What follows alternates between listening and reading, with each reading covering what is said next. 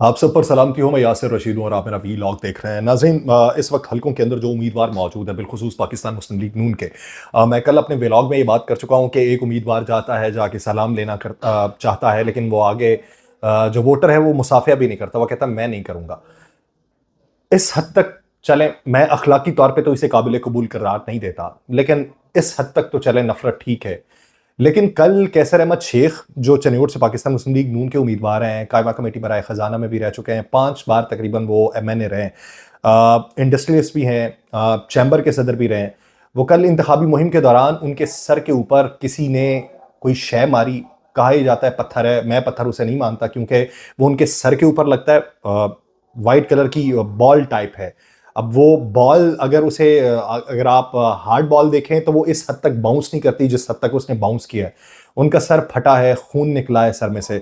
अब आप ये देखिए कि नफरत अपनी जगह, नजरियात मुखालिफ होना अपनी जगह, आप उनके साथ बहस मुबाहिसा कर सकते हैं। आप बात नहीं करना चाहते ना करें, वोट का हक इस्तेमाल करें, लेकिन इस तरीके से पुरतशद्दुद रवैया इख्तियार ना करें। एक 77 साल का बुजुर्ग हल्के के अंदर मौजूद है। ठीक है, आपको पॉलिसी से इख्तलाफ होगा, आपको शख्सियाती इख्तलाफ होगा। मैं ये नहीं कहता कि आपको उस इख्तलाफ नहीं करना चाहिए। अगर आप समझते हैं कि आपके नजरियात बेहतर हैं, आपकी पॉलिसी बेहतर है, उन्होंने डिलीवर नहीं किया हुआ, तो आप अपने वोट का हक इस्तेमाल करें ना। इस तरीके से किसी बुजुर्ग शख्सियत के ऊपर अगर आप पथराव करेंगे तो उसको कैसे जस्टिफाई कर पाएंगे जो आपके रहनुमाओं के ऊपर होता रहा।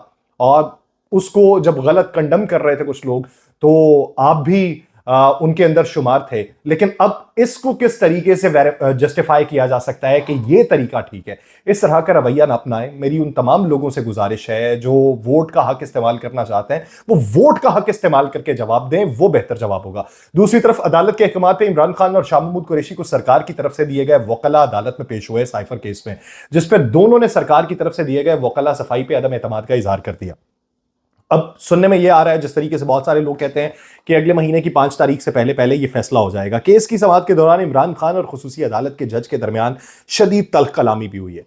शाह महमूद कुरैशी ने सरकार की तरफ से दिए गए वकील सफाई की केस फाइल को हवा में इस तरह उछाल दिया। इमरान खान साहब ने जज से मुकालमा करते हुए कहा कि जिन वकला पे हमें एतबार ही नहीं है, वो क्या हमारी नुमाइंदगी करेंगे? जज साहब, ये क्या मजाक चल रहा है? मैं 3 माह से ये कह रहा हूं कि समाज से पहले मुझे वकला से मिलने की इजाजत दी जाए। बारहा मैंने दरखास्त दी है, लेकिन उसके बावजूद भी वकला से मुशावरत नहीं करने दी जाती। मुशावरत नहीं करने दी जाएगी तो फिर केस आगे कैसे बढ़ेगा? बानिया PTI ने जब ये मौकिफ अपनाया तो जज साहब ने जवाबन कहा कि जितना आपको रिलीफ दिया जा सकता था वो मैंने दे दिया। वर्जिश के लिए आपको साइकिल चाहिए थी, वो दे दी। वकला से आपको मुलाकात करनी थी, वो कर दी। आपकी दरखास्त मंजूर की, और मेरे रिकॉर्ड के ऊपर 75 के करीब दरखास्तें हैं जो मुलाकातों से मुतल्लिक हैं। उस पर इमरान खान साहब ने यह कहा कि आपने तो मुलाकात को ऑर्डर किया, लेकिन मुलाकात कराई नहीं गई। ओपन ट्रायल में किसी को जेल आने से कैसे रोका जा सकता है? यहां पे रोका जाता है। इस मौके के ऊपर शाह महमूद कुरैशी साहब ने कहा कि इधर भी सरकार उधर भी सरकार, ये मजाक क्या हो रहा है? यानी प्रोसिक्यूशन में भी सरकार है और हमें डिफेंड करने के लिए भी सरकार आ गई। उस पर जज साहब ने कहा कि शाह महमूद कुरैशी साहब, अगर आप खुद जरा करना चाहते हैं तो आप खुद भी कर सकते हैं। 3 मरतबा हमने तारीख दी है, मगर आपके वकला ने आने की जहमत नहीं की। शाह महमूद कुरैशी साहब ने कहा यह सरकारी ड्रामा नहीं चलेगा, इस तरह से ट्रायल की क्या साख रह जाएगी?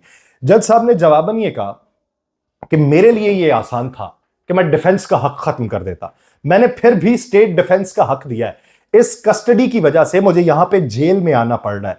वो भी तो किसी मां के जने हुए बच्चे हैं जिनके केस जुडिशियल कॉम्प्लेक्स में मैं छोड़ के आ जाता हूं सिर्फ आपका केस सुनने के लिए। मैं ऑर्डर कर करके थक गया हूं, मगर आपके वकील नहीं आते। सुप्रीम कोर्ट ऑफ पाकिस्तान ने अपने हुक्मनामे में यह कहा था कि अगर ट्रायल के अंदर कोई रुकावटें आती हैं तो अदालत जो है वो जमानत को कैंसिल कर सकती है। शाह महमूद कुरैशी ने जज अबुल हसनात की बात के ऊपर कहा कि सुप्रीम कोर्ट की जमानत के फैसले का भी मजाक उड़ाया गया। जज साहब, जेल से मैं बाहर निकला और मुझे एक और केस में धर लिया गया। यह सुप्रीम कोर्ट के फैसले का मजाक नहीं था। जज साहब ने उनसे यह इस्तफसार किया कि शाह साहब, इस केस को लटकाने का फायदा क्या है, आप ये बताएं। शाह महमूद कुरैशी साहब ने कहा कि जज साहब, जेल में कोई खुशी से नहीं रहता, मैं अपना वकील पेश करना चाहता हूं। सरकारी वकीलों पर एतबार नहीं है मुझे। इस पर जज साहब ने कहा कि आप अपने वकील को बुला लें, हम वक्फा कर लेते हैं, अब बुलाएं अपने वकील को।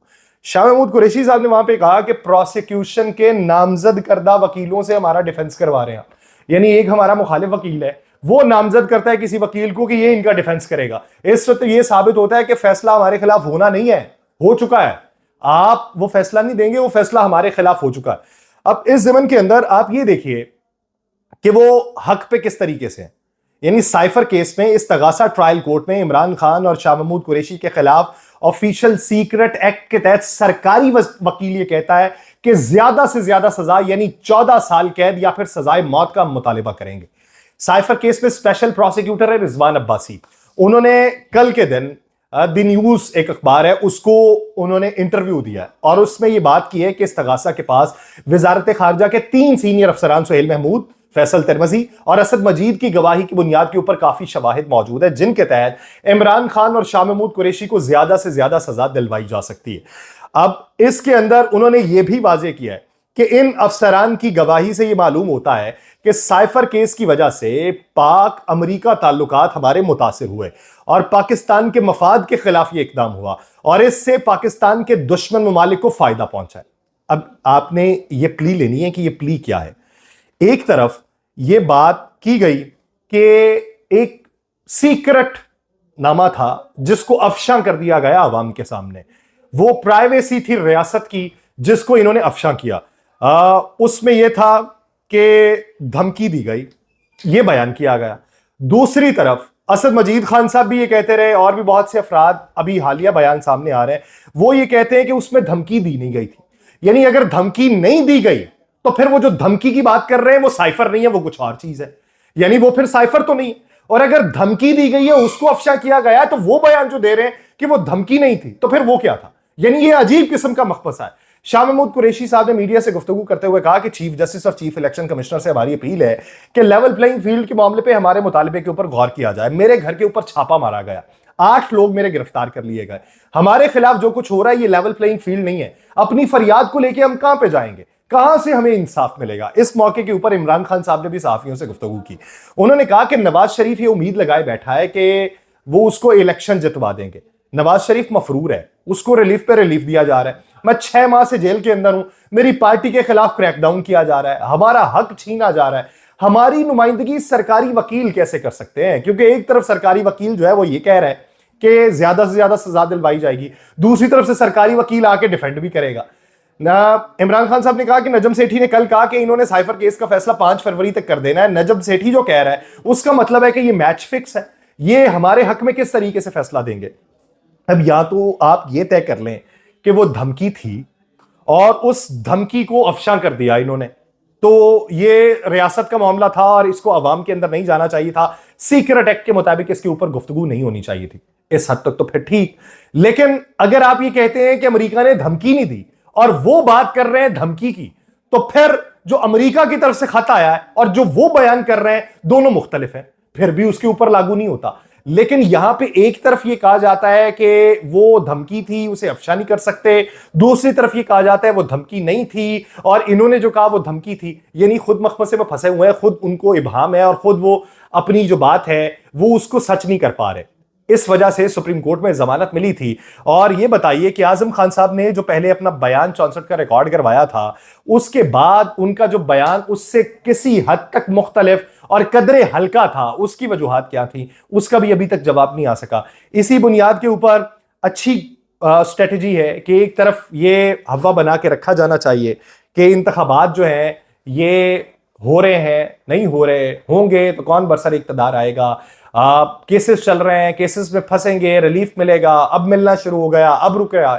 तो ये जो कैफियत पैदा की जा रही है आपकी नज़र में ये पाकिस्तान को बेहतरी की तरफ ले जाएगी। लेकिन मौजूदा तौर पे अवामी जो राय है इस वक्त हम देखने में आ रही है, वो अवामी राय सिस्टम को बहालेगी। उस दिन का इंतजार करें। मुझे दीजिए इजाजत। अल्लाह निगहबान।